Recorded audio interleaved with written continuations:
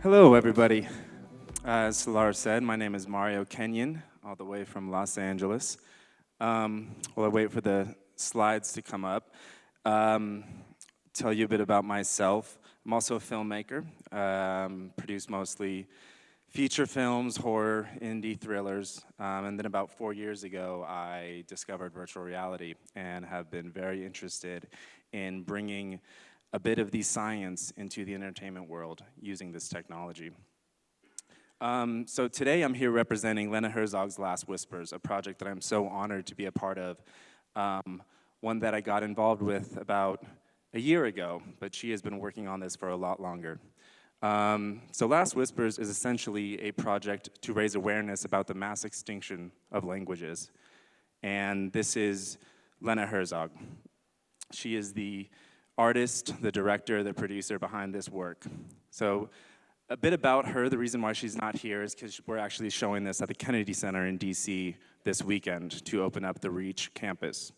And this is kind of what inspired Lena to work on this project. Every 2 weeks, the world loses a language. At an unprecedented speed, faster than the extinction of some species, our linguistic diversity, the very means by which we know ourselves, is eroding. And that was something that really was important to Lena. And so she decided to travel the world, archiving these languages, and she captured 40 different endangered and extinct languages from around the world. And she created an immersive oratorio composed in both time and space, and she created a 45-minute visceral experience that was both audio and 8.1 surround sound that premiered at the British Museum back in 2016. Now, this was her original concept for the project, and it was a huge success at the British Museum. But while she was there, she had a lot of the patrons come up to her and say that they wanted it to be more immersive. They wanted this experience to be all around them, not just a visual in front of them with sound everywhere else. They wanted it everywhere. Now, I'm going to show a video right now, and this is a trailer for the original installation. And here you will see part of the video, and then also the end of this trailer will show what the VR experience can be. So today, over 7,000 languages are spoken worldwide. By the middle of this century, half of these languages will have fallen silent. At an unprecedented speed, faster than the extinction of most endangered species, we are losing our linguistic diversity. All of the languages, 40 of them, they are either endangered or extinct.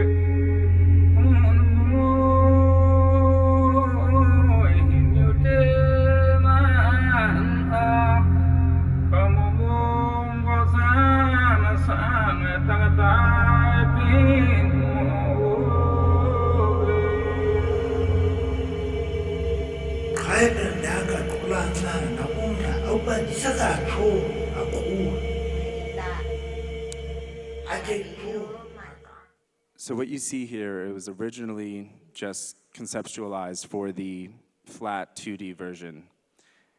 And she realized that in order to make this experience more immersive, she went to VR. And she decided to use this artistic 3D representation of the globe as the inspiration for the VR experience, where you were actually going inside and outside of this world, seeing where all these languages are dying out all over the globe. And so after 2016, after this installation premiered, she teamed up with Nonny de la Peña and Emblematic Group in Santa Monica, California, and they created a room-scale VR experience using all of the 40 different languages, and still composing these voices in both time and space. But now in VR, there was a different feeling that happened, a different emotion and a different connection that you had to these speakers. You really felt like you were hearing them talk behind you, talk in front of you, whisper to you, chant, and everything. And it was a very, very special feeling. Now, first was the installation, then it was the room scale. And then in the beginning of this year, Sundance asked that we do a 360 video. And that started the third format of this experience. So these are the venues that have requested or have shown Last Whispers. Ford Theater in Los Angeles, we were just at LACMA a few weeks ago as the second only VR piece. The Kennedy Center, George Eastman Museum will be there in a month, and will be in Paris in November. And now the next video I'll show you is a very special event that happened back in February at the Kennedy Center, where we showed the 46-minute video, followed by the 7-minute VR piece, back to back, with 500 people. And so that set the record for the largest ever synchronized screening of a VR experience. So this picture on the right is the Kennedy Center, the Terrace Theater, that we showed the film and then distributed 500 Samsung Gear headsets. Thank you, Samsung. And if Anna's here, thank you, Anna. With 40 different volunteers. Obviously, that was quite the logistical nightmare and something that we probably won't do ever again. But we're very glad that we did it, even if it was only for one time, because we got to experience something very special with these people, and we're not really sure if anybody else will get to experience something like they did ever again. They saw this piece, and most of them have never seen virtual reality before. It's more of a high art community at the Kennedy Center in DC, and most of them were kind of standoffish to the idea of art in virtual reality. They viewed it as a gamer's medium, as something for 360 cars to blow up and dinosaurs to jump out at you and roller coasters to make you sick. They didn't really see the purpose of an artist working in this medium. And then they saw Last Whispers. And the response after this event was something that we still talk about to this day, because these attendees, these patrons, were the only people to see both the video installation and the VR piece in the same sitting. Now, we probably won't ever do that again because of reasons that you're gonna see in a second, but it was very interesting to get that first impression. Here's Lena in the middle with the two composers of this piece, Marco Coccabri and Mark Mangini, Academy Award winners. Thank you all for coming.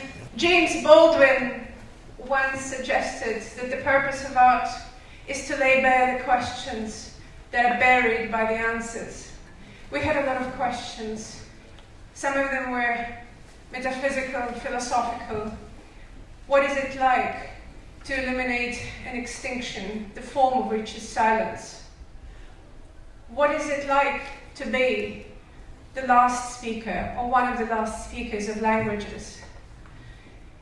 What it would be like to create a form that addresses this extinction and make them come alive, truly and fully alive. And what would it be like to step into that world for us, people from dominant cultures, into the cultures and languages that have been vanishing? And some of the questions were formal.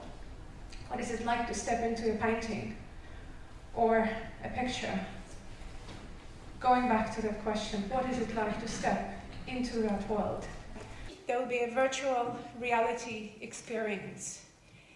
And Mika, Herzog, and Dove are going to help us instruct you how to use the VR sets. They will be handed out in a moment. So because the Kennedy Center had a strict time limit, we only had 5 minutes to distribute these headsets and explain to all of these people who had never seen or used VR before how to use these headsets. Yeah, it looks amazing. I'm getting anxiety looking at this again. Luckily, there was really no issue, and it went incredible.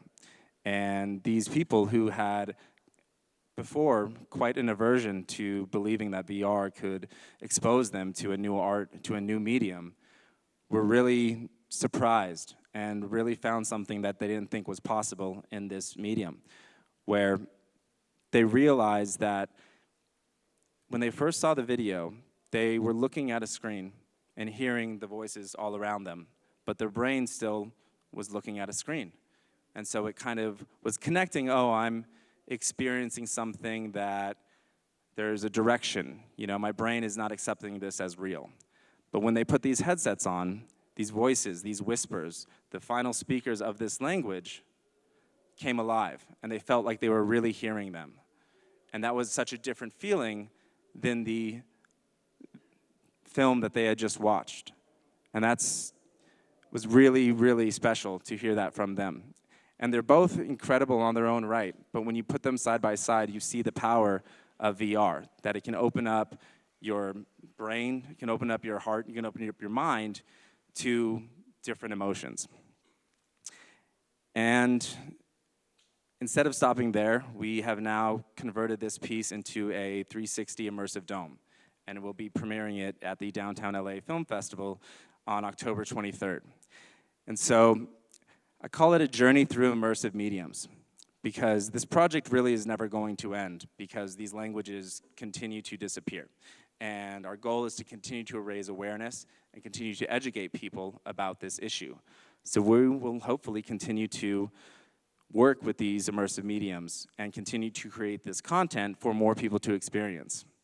And with this immersive dome, if you're unfamiliar with this is, you can fit anywhere from 40 to 80 to 2,000 in some of the bigger ones. 360 dome, where you're all sitting kind of like a movie theater.